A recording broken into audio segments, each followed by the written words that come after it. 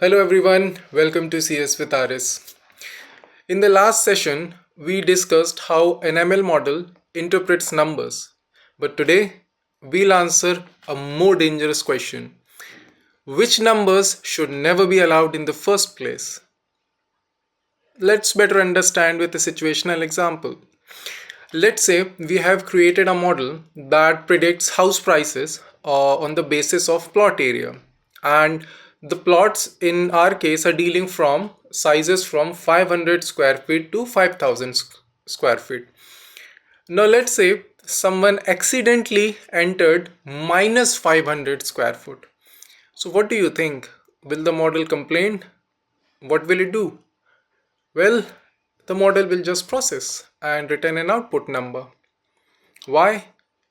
Because no one told the model which numbers should it accept and which numbers it should not. So how should this situation be fixed? Well, in mathematics, this problem was solved a long time ago, and that solution is called sets. First, let's check out the roadmap for this session.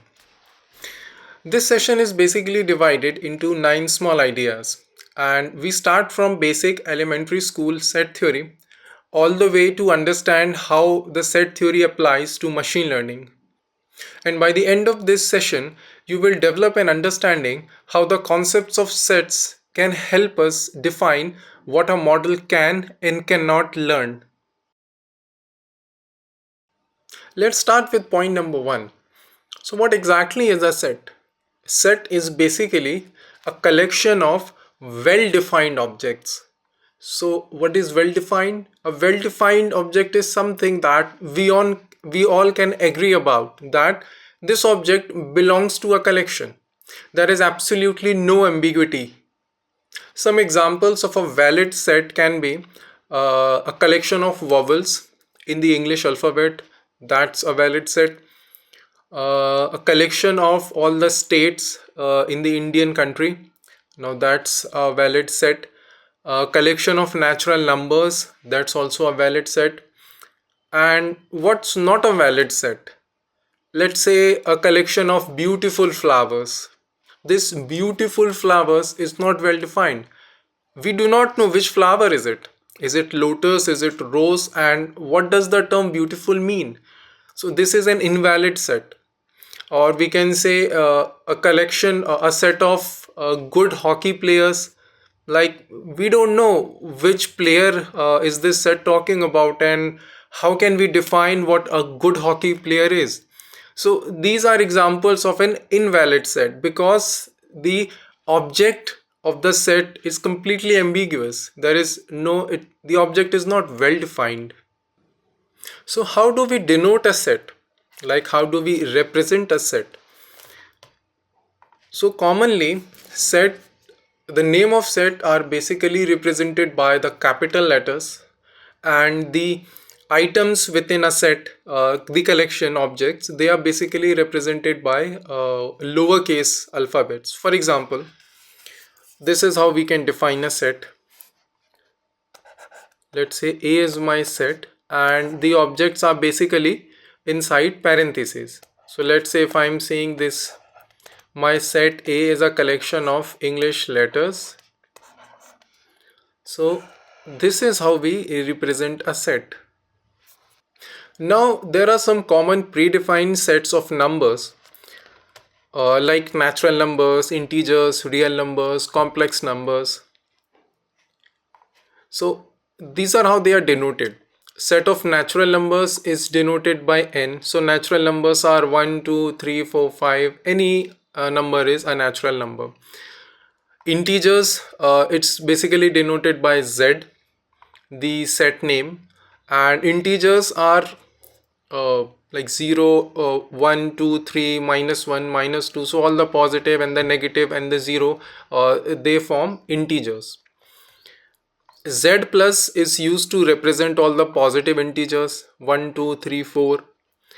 Then we have rational numbers denoted by Q. So rational numbers are numbers of the form P divided by Q. We have numerator and denominator both, where denominator is not equal to 0. So this is what the definition of a rational number is. And q plus is used to denote all the positive rational numbers like 1 by 3, maybe 2.5, 7 dash divide by 4. Next we have real numbers which are denoted by r. So examples of real numbers: minus 5, 0, 3.14, root 2, pi. So all the rational and the irrational numbers, they make up real numbers. And r plus is used to denote all positive real numbers. Then we have c. C is basically used to denote all the complex numbers. So complex numbers are basically of the form a plus ib. So these are the complex numbers. Examples are 2 plus 3i, minus 1, minus 4i, and so on. There are two ways to represent a set. The first one is known as a roster form, also called tabular form. Here the elements of a set are written inside parentheses and the items are separated by commas. Let's see how. Let's say I'm writing, I have a set called B and it's a collection of positive integers, positive even integers which are less than 10. So B is this set. So these are parentheses and all the elements are separated by commas. Now there are a couple of things to remember here. The order of elements do not have any impact on the set. For example, this set can be written in this form also: 6, 8, 4, 2. So this is also same as compared to this. Both of them are same.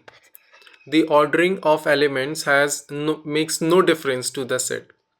And another point here is, even if we have duplicate elements, like for example, similar set can be written as this.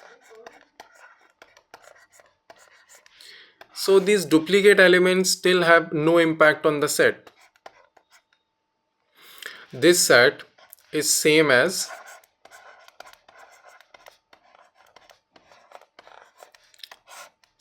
this. So duplicate items have no impact on sets. Let's say we want to represent a set of even numbers using set builder approach. So this is how we are going to do it. Let's say E is our set name and X is the element, and we define here X is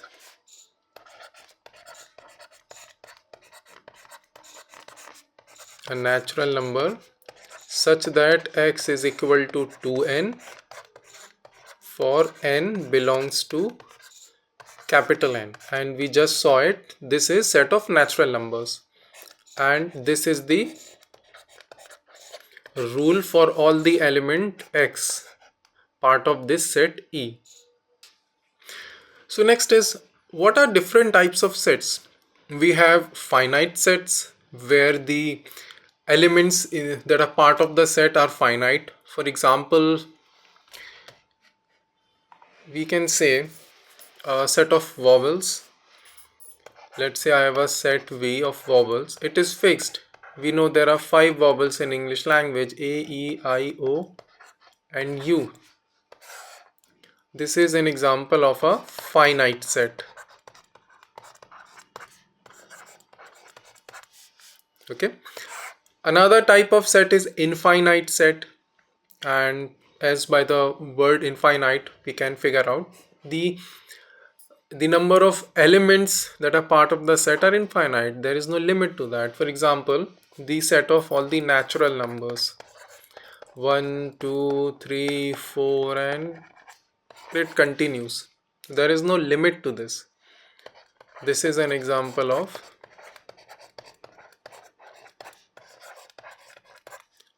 infinite set. Next we have a case of empty set. Empty set are usually denoted like this. So empty set, for example, we say we have an equation x square is equal to minus 1. So here this set will always be empty. Why? Because we know any value, even if it is minus 2, when we multiply it by itself, take a square, it turns into positive. So x square equal to minus 1, this equation will never yield any value of x. So this will be an empty set. Next is singleton set. We have singleton set, a set which has exactly one value is called a singleton set. For example, we have an A here. I'm writing my name, Rahul. This set A has only one element here. This is only single element. So this is called a singleton set. And one more thing to notice here is there is equal sets. Now let's say I have two sets. A here is 1, 2, 3. I have another set here B. I have 3, 1, 2. So here A is equal to B. Why? Because every element in set A is having a presence in set B. 1 is present here, 2 is present here, 3 is present here. So when all the elements of a set are present in another set, we can say that both the sets are equal, and vice versa also. From B's point of view, 3 is present here, 2 is present here, and 1 is present here. So all the members of sets, both the sets, have their presence in the another set. Moving on to the next point. So membership, how can we say that this element belongs to or is a part of this set, is a member of this set ideally, and this element is not a member of this set? So there are two symbols to denote this. For belongs to,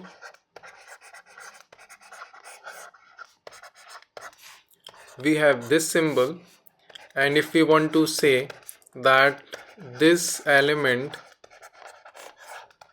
does not belongs to this set, we use this symbol. For example, let's say I have a set A, 1, 2, 3 and 4. Now if I want to say that element 2 belongs to set A, so I'm using this symbol. But if we talk about 5, 5 is not part of set A. So 5 is not a member of set A. So we use this sign. Now subsets. Subsets basically a part of the set. A smaller set of a set can be said as subset. For example, let's say I'm having a set here A, 1, 2, 3, 4, 5. This is my set A. And I have another set B, 2, 3, 4. Now all the elements of set B are present in set A. So I can say B is a subset of A. This symbol is basically used to represent subset. Interval is basically a continuous subset of numbers between two values. Let's say we have A and we have B. So interval is basically all the subsets that fall between these two endpoints. And depending upon the interval, there are rules attached to these two extreme endpoints, A and B. Now there are basically three kind of intervals. One is open, another one is closed, and then we have semi-open or semi-closed interval. Let's check out. So first we talk about open interval.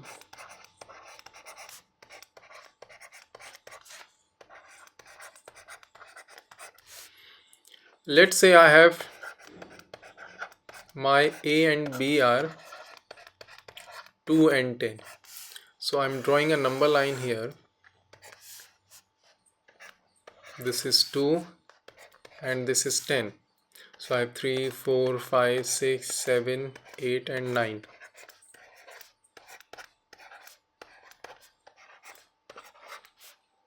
So all these numbers, basically 3, 4, 5, 6, 7, 8 and 9,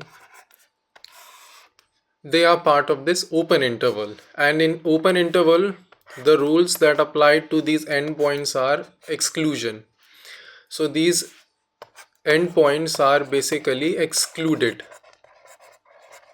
in the open interval case.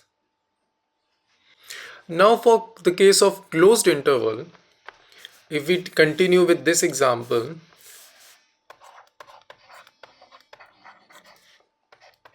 in the case of closed intervals, these two endpoints, in our example they were 2 and 10, these are included. Sorry.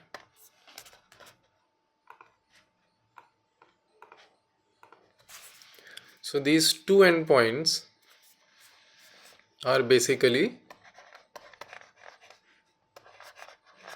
included. So the final set becomes 2, 3, 4, 5, 6, 7, 8, 9 and 10. So we have 2 and 10 who are included as well. So that's the difference between these two open and closed interval. In open we have the two extreme endpoints, these are excluded from the final set, and in case of closed interval we have the two endpoints, these are included in our resulting subset. Another kind of interval is called a semi-open or a semi-closed interval. Here one of these two endpoints, basically one is in open state and another one is in the closed state. For example, let's say I have two endpoints as 1, 4. Okay, I am here talking about this is semi-open or closed interval here. So either I can have A as closed and B as open. So the final answer here will be 1, 2 and 3. This will be the final set. Here A is in the closed state, so we have included A. Another example here could be A is in the open state while B is in the closed state. So in the final answer 1 will be omitted and 4 will be included in this case. So this is another type of interval. Now the intervals hold a very significance in case of machine learning, because the model expects that the input that is being fed into it falls within a predefined set, a predefined range or an interval, whatever we want to call it. So if any value falls outside of this range, then the prediction becomes meaningless for a model. So it's our responsibility to ensure that we select an interval first before we start sending our data into the ML model, and then ensure that the data falls within the selected interval. Next is universal set. A universal set is a set that contains all the elements in the given context. Remember, universal set is a context dependent set. So what do we mean by context dependent set? Let's take an example. Let's say we have a set of vowels. So we know there are 5 vowels in English alphabets, A, E, I, O, U. But in this case, the universal set will be the set of all the English alphabets starting from ABC till XYZ. Another example for universal set could be, let's say we have a set of positive even numbers which are less than equal to 10. So a set will have 2, 4, 6, 8 and 10 as elements. So in this case, the universal set will be the set of all natural numbers. Next is power set. A power set is basically all the possible subsets of a given set. Let's understand with an example. Let's say we have a set here of two numbers a and b. So the power set will be a collection of all the possible subsets. So we can have an empty set, we can have only a, we can have only b, and we can have a and b both. So there are four possibilities of subsets which are part of power set. And since there were two elements, if you notice, we have here two elements, and the total number of subsets in a power set are 4. So we can say that total number of subsets within a power set will be 2 to the power n, where n is the number of elements in a set.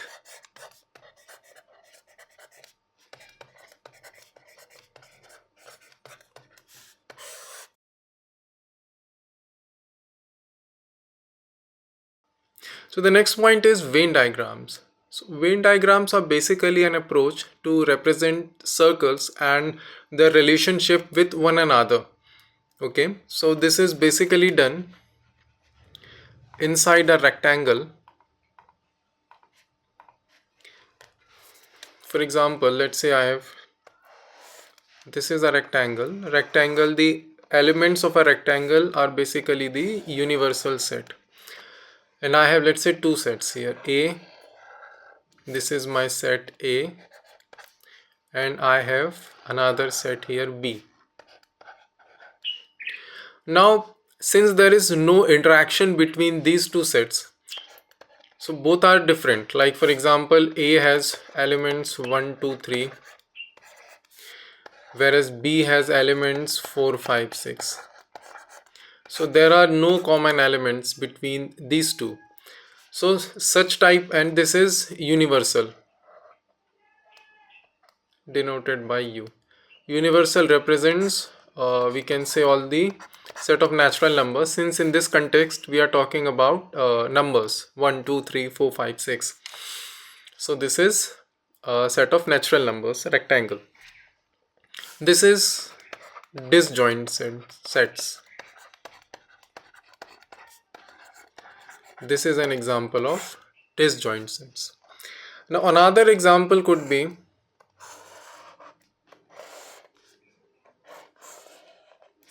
let's say we have set A 1 2 3 4 5, and we have set B as 1 2 3. So as we can see, set B here is a subset of set A. So we can represent it like this.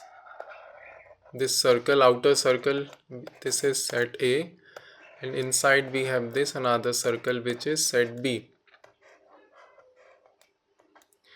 and this rectangle represents the universal elements. So here B is subset of A. Now a third possibility also exists here. Let's say we have two sets. Set A is 1 2 3 4 5, and we have set B as 1 2 3 9 10 and 11. As we can see, there are three numbers 1 2 and 3 which are common in both the sets. So this basically is a case of intersection.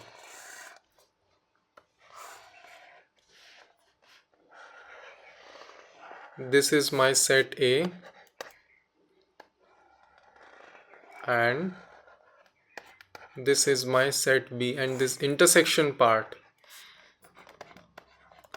contains the common elements 1 2 3, and this remaining part, it represents 4 and 5, and this represents 9 10 and 11. And as usual, this rectangle is the universal set of elements, which is natural numbers here.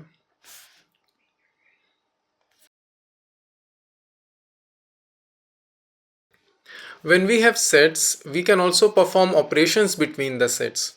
Some common operations that we can perform are union, intersection, difference, complement, and disjoint. Let's check them out one by one. What do they represent? We'll start with union.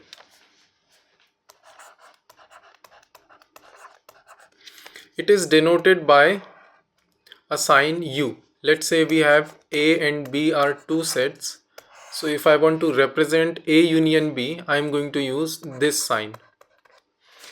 Suppose I have one set. A is having 1, 2, 3. B is having 1, 4, 5.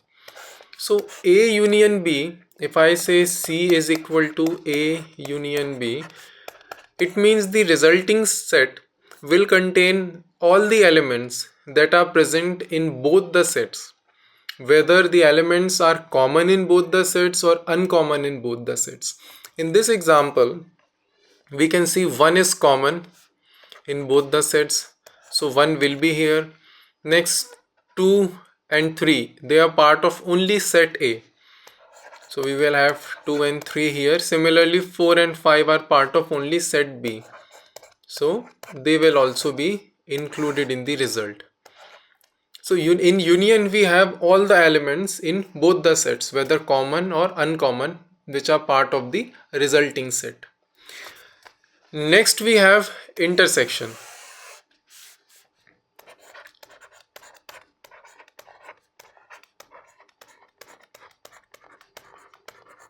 Which is denoted by inverted U. So if I have to say A intersection B, this is how I am going to represent it. So intersection basically contains the only the common elements which are present in both the sets. So if I am saying here, in continuing with the above example, C is A intersection B. So in A and B, there is only one element which is common across both the sets, which is 1. So here A intersection B will have only one element, which is 1. Next, difference between the two sets.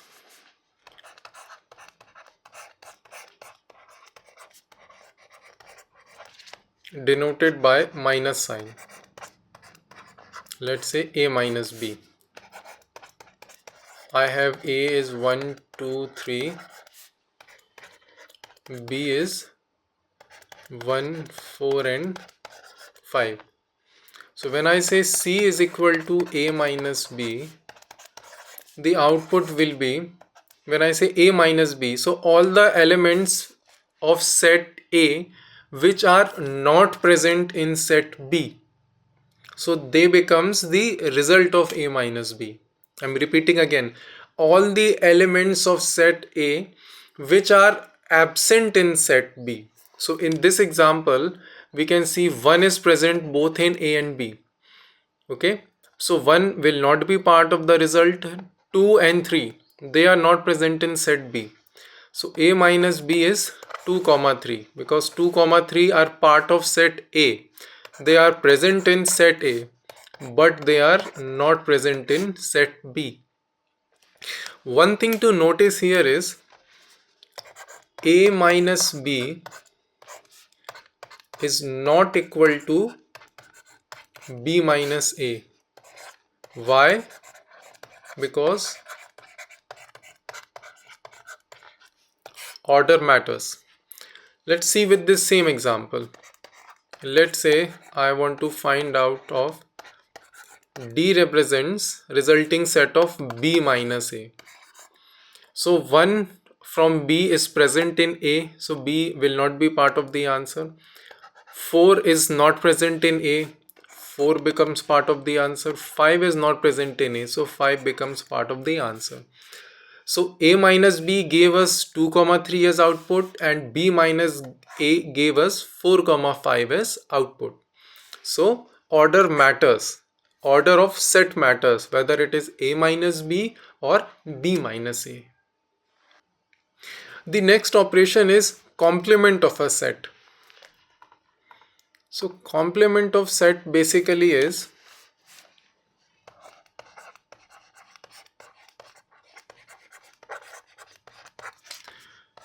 it is denoted by this single upward comma. Okay, so the complement of set A, this is in regards with the universal set in this context. So for example, if I say my universal set is 1, 2, 3, 4 and 5, and my set A is 1, 2. So complement of set A here will be all the elements from the universal set which are not present in A. Okay, so all the elements from universal set which are not present in A will be the complement of set A. In this example, 1 and 2 are present in set A, but 3, 4 and 5 are not present in set A. So the complement of A is 3, 4 and 5. So the one final operation is disjoint sets. So disjoint sets, basically two dissimilar sets are called disjoint sets. For example, A is 1, 2, 3 and B is 4, 5, 6. So the intersection of A and B will be empty set. So this empty intersection is basically called disjoint set. So far we have discussed the basic concepts of set theory, but the bigger question is, what importance does these concepts have in machine learning? Well, it turns out every data input, or we can say every feature input that we feed into our ML model, is basically part of a set, whether we explicitly define it or we do not define it. So there are two possibilities now. The data that we are feeding into our model could be part of a valid set, or it could be part of an invalid set. For example, let's say uh, we say that the age of a person a valid age could be 0 to 120. That's a valid age, we assume. But let's say if by mistake the age of a person is sent to a model as -5 or -10, well, a model could not figure out on its own whether this age is valid or not. So it's our responsibility as engineers to explicitly define a set, a range for every feature whose data we are feeding into our model. We must always remember that these constraints of sets are basically invisible to the model. A model explicitly all by itself does not give any sort of constraint that, for example, if the gender is male and female, and if we provide unknown, we feed unknown as gender into the model will not complain. It will simply process it and give us an output which will definitely be completely incorrect. So as a rule of thumb, we must always remember that machine learning algorithms have their own importance, but if and only if the data which is being fed into those algorithms are first filtered and validated, and within a specific constraint, within a specific domain or a set, a valid set. Unless we do that, no matter how great the algorithm is, the result is always going to be screwed up, always. So we must focus on the validation of data, the correction of data. We must ensure that only the correct data is entered into our ML model. Let us try to solve a very practical example. Let's say we have two conditions here. Set A is defined as all values of x which belong to real numbers, and the values of x are given by this equation: x square minus 5x plus 6 equals to 0. We have another set which is defined x for all x which belongs to natural numbers such that x is less than 5. So let's define both these sets here. We have set A is given by x such that x square minus 5x plus 6 equals to 0, and we have b for x such that x is less than 5.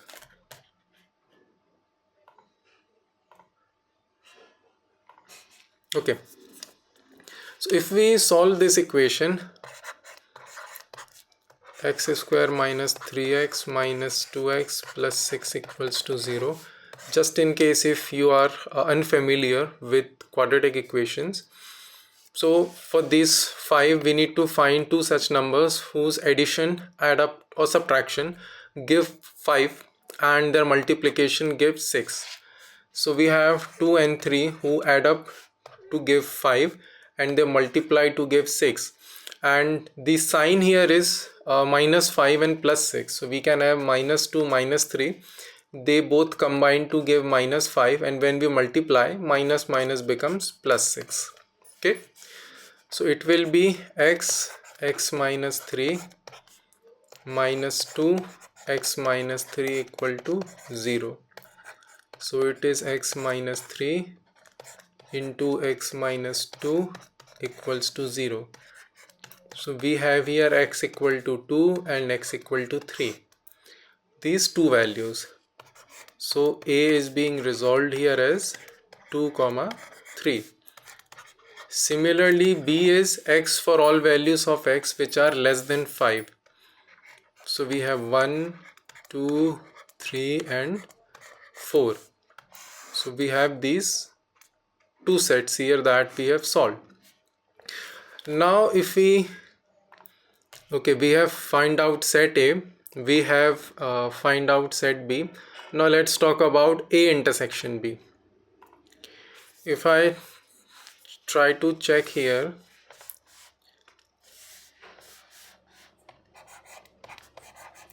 A intersection B, so as we have just discussed, intersection means common elements. So if we check, 2 is present in A, 2 is present in B, so 2 is common, 3 is present in A, 3 is present in B, so 3. So A intersection B gives us 2 comma 3.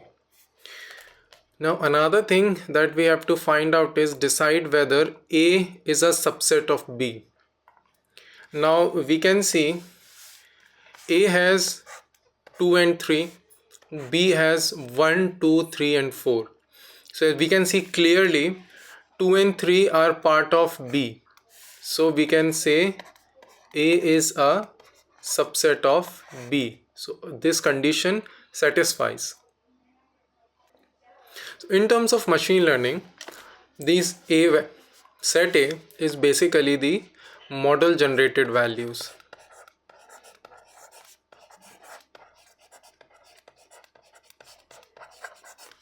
These are model generated values.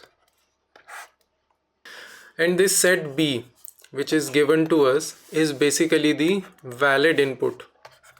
This is the valid input domain.